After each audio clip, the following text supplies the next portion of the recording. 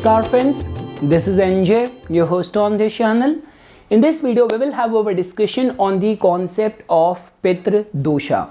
So friends, just because last video which I uploaded on my channel hovering around the same topic was the conjunction of Saturn and Ketu in Vedic astrology. So in the comment section and even separately in a lot many mails, people asked me that is it the Pitra Dosha or not, or what could be the combination for a Pitra Dosha, or I have read in the books or some astrologer has told me that I have got this Pitra Dosha in my chart. So what exactly is the true definition of that? So now friends, just because after that video, today I was scheduled to make a video on the conjunction of Saturn and Rahu. But then again, I thought that if I'm not going to be clearing this topic in a standalone video, so I will again give rise to more confusion. And also friends, as you know that my channel and my approach has always been psychological, scientific. So even at the time when I was talking about the conjunction of Saturn and Ketu, so I even used those kind of points that definitely Ketu is a very perfectionist planet, Ketu is a very critical planet, and conjunction of Saturn and Ketu. So Saturn, which is the significator of your profession. So this conjunction in a way could make you very meticulous in your work ethics as well. So all of those are definitely going to be a psychological or a scientific way of studying the planetary alignments. But friends, when we go by the language of the classical text, where they have put a lot of emphasis on this Pitra Dosha, so what gives rise to a Pitra Dosha, or what could be the signs or contribution of that is something which we will try to understand in this video. So now friends, before we will jump straight into this concept, first of all you have to understand this thing that everything which happens in this world, in our lives, everything happens because of a reason. Like a spiritual way of understanding our chart is that our planetary alignment is that at the time when our soul was awaiting for a body, so basis the kind of karma which we have done, and all of the account of that which has been stored in the Akashic records, you call it Chitragupt, you call it Ketu, but at the time when we got the right set of parents, right set of womb, via which you can burn out your all of those karma, or you can undergo and experience the fruits of all of your past life actions. So our soul gets the body and we are born.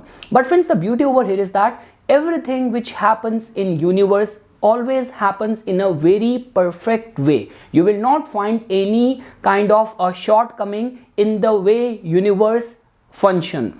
So like the way friends, all of our planetary alignments even within the family are always interrelated and interconnected with each other. Because friends, I have been following astrology for a long time, and just because some of my clients are that I keep on seeing their whole family members charts as well. So I will give you a very small instance. So it's a real case study. So a guy who has got his moon placed in the 8th house, and this is the same person who told me that not only about his psychological state, which is very researchful, but his mother has had issues of ADHD, bipolar disorder, and all those kind of psychological impulse related issues. And friends, when this person got married, or like when I got a chance to see the chart of the wife of the same person, so even in the chart of the wife, when I looked at the 8th house, I found the Mars to be present over there. And definitely because the mother-in-law, she is a very difficult person to deal with. So definitely in the male person's or in the boy's chart, you can fairly see about the nature of the mother, and the daughter-in-law which came in the family, you can fairly see the same alignment. So this is how all of our charts are connected with each other. Trust me friends, there has been all those instances that where a person in his life, he was going through all sort of hardship, but the moment this person was blessed with a baby girl, and the girl has had those kind of yogas of success contributing towards the father. So father's business after the birth of the female child grew rapidly. So this is how all of our charts are interrelated or interconnected with each other. So those all are the good news. But now let's start our discussion on this Pitra Dosha. So now friends, first of all, in order to understand this Pitra Dosha, which could be interpreted in so many different ways. So this could be described as per our classical language in this way, that somehow your departed ancestors, either they did something wrong to someone because of which your family got the curse, or this could be that they are not happy, and because of which all of your undertakings in this lifetime are getting hampered, are getting delayed, or you are facing the suffering because of that.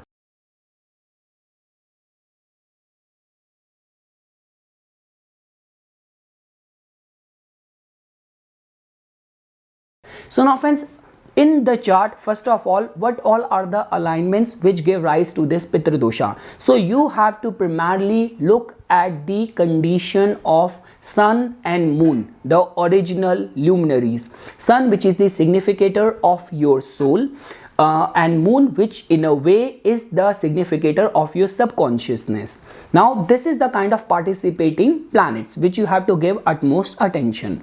Now second thing is that what all are the influence on your luminaries which could give rise to this Pitra Dosha. So for that friends, Saturn, Rahu, Ketu are the chief contributor towards the Pitra Dosha. So over here, because Mars is also considered as a malefic planet, but Mars never contributes towards that. So let's say for example, the alignment which I said, that you have to see Sun, Moon, Rahu, Ketu and Saturn. Now friends, the alignment can take place in so many ways, but moreover important is the houses in the consideration. So let's say for example, if you will find that either of these eligible and participating planets are forming a yoga either in the first house, which is your complete life, fifth house, which is the house of your past life actions, and in a way friends, whatsoever happens or whatsoever affects us, it affects us through our mental setup, it affects us through our thought process,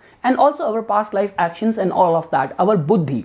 So because of which fifth house, then is the 8th house, which is a very sensitive house, and lastly is the 12th house. Now friends, not lot many people include 12th house, rather in a lot many cases I have seen people including 9th house, because they say because 9th house is the house of your father or your ancestors, and here we are talking about the Pitra Dosha, so which in English can be translated as Pitra, which is a word synonymous to the father. So people correlate more towards the or get inclined more towards the 9th house, but in a way 9th house is the house of the divine presence. So when I am talking from the perspective of obstruction, curses, any sort of setback, then I would say that you have to give more emphasis on the first house, fifth house, 8th house, and to an extent the 12th house.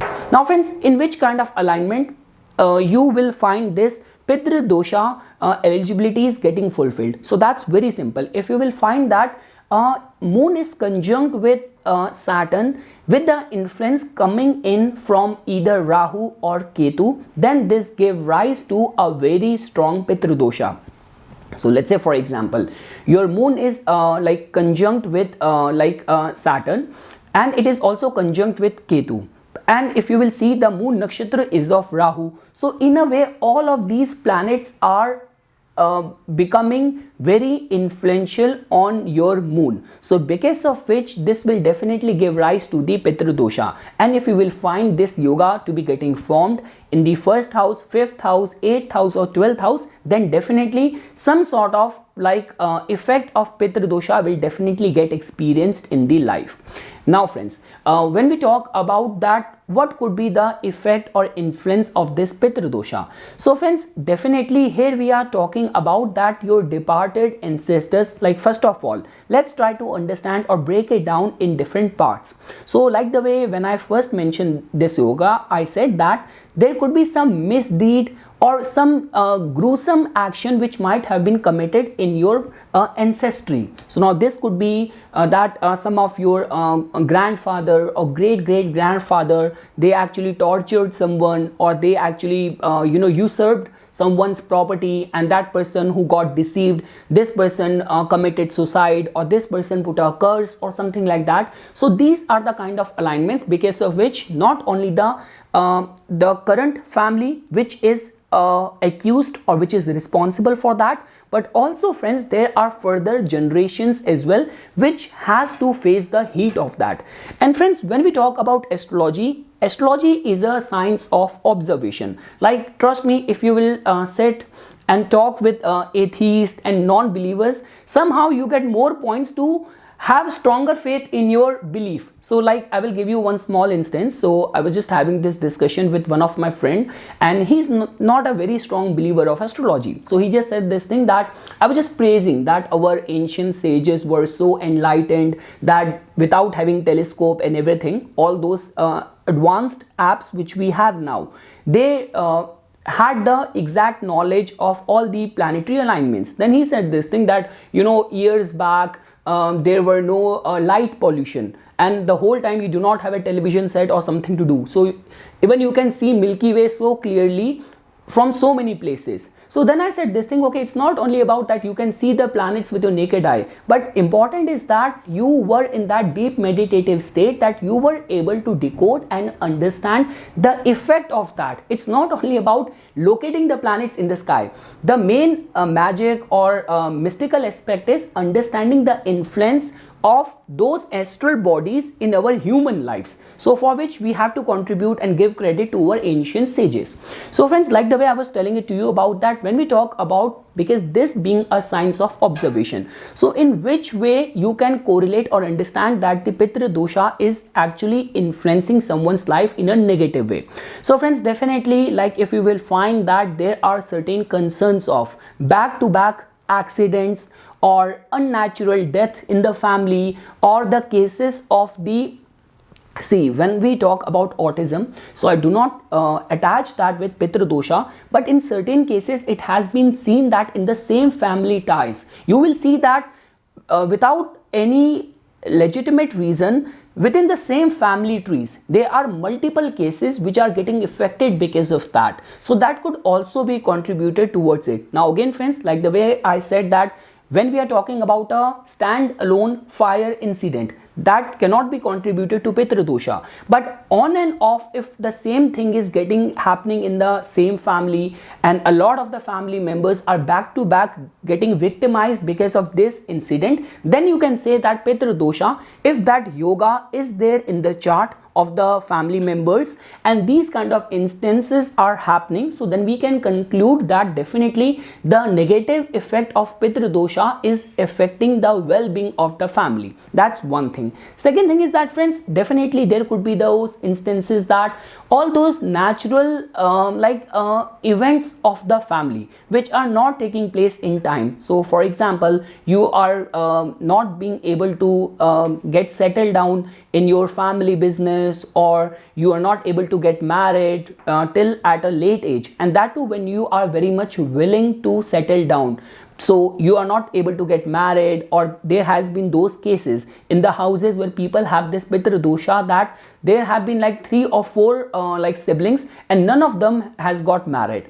And let's say for example, even if you are married, so there have been multiple cases of miscarriages, or person is not able to have the happiness on the account of children and all of that. So those are the some sort of visible signs or symptoms that the Pitra Dosha is acting out in a negative way in your chart, and you have to get the remedial measure done for that. So friends, when I was talking about the eligibilities, like the way I mentioned this thing, that it has to be taking place in your 1st house, in your 5th house, in your 8th house, in your 12th house.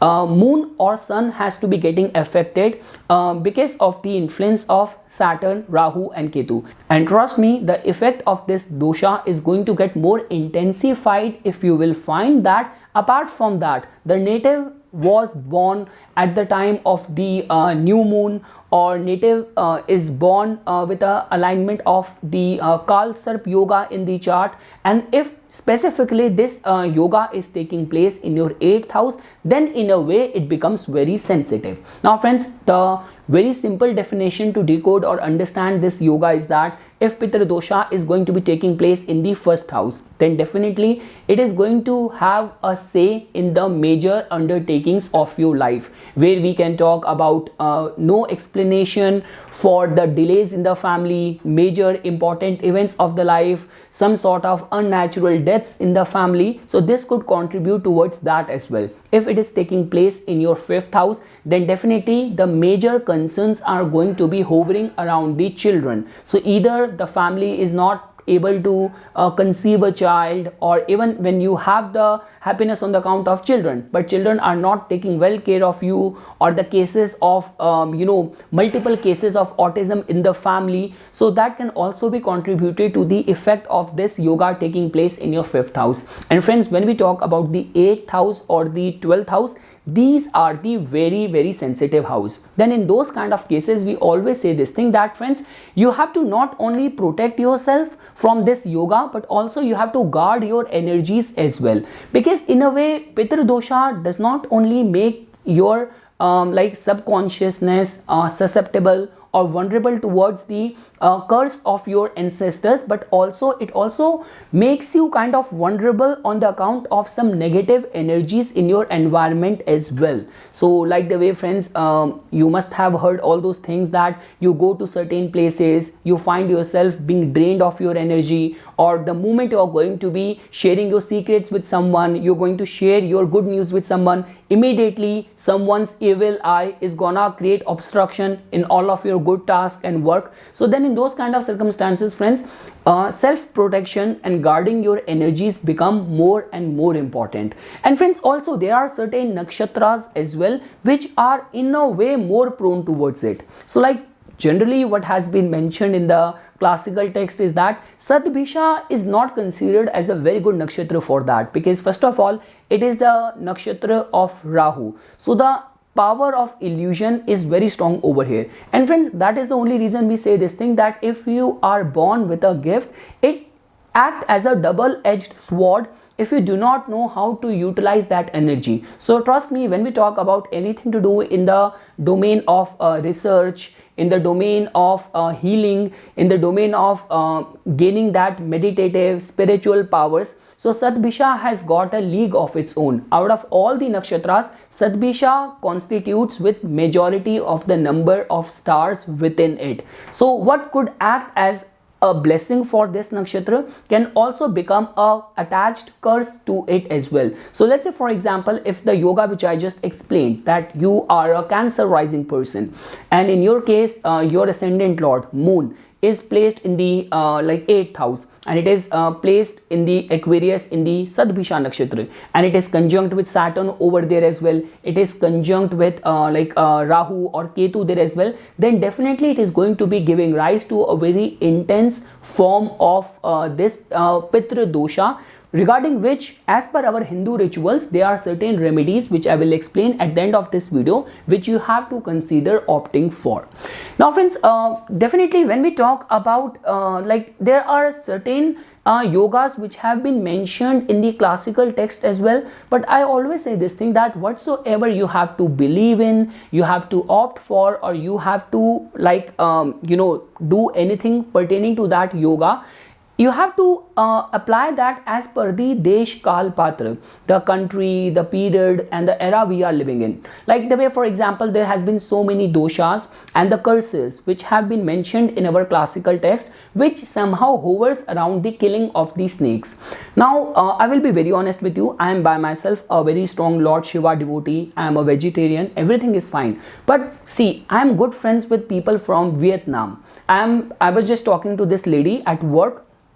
She is from Brazil, and she was telling me this thing, that for her one of the vocational work, so she even spent some time in Amazon forest as well, and she used to live with the natives, indigenous people and all of that, and then she was telling me about what all food they eat over there. So now again when we talk about these kind of yogas, so there are certain coastal countries and where like eating these entities is a part of their culture, their custom, their natural diet. So because of which whatsoever you have to apply, you have to take it with a pinch of salt, that what is getting qualified in your case. Like the way, friends, when we talk about that donation for sun, so we say that in India you have to do the donation of wheat because that is your primary staple or your primary diet, central diet in India. But when we talk about countries like Philippines or Vietnam, over there, in order to do remedy for sun,